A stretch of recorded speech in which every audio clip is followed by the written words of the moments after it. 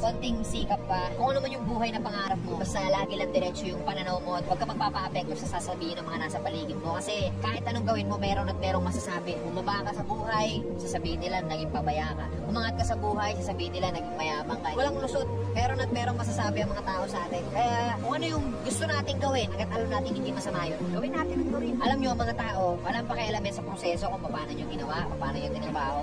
Mukhang ewan ka talaga para sa mga yan sa umpisa. Ang gusto makita lang ng mga tao palagi, yung finished product. Ano yung narating mo dyan? As long as di mo na pababayaan yung pamilya mo, yung sarili mo, sa kung ano man yung tinatahak mo, palat lang. Naalala ko nung bata pa ako.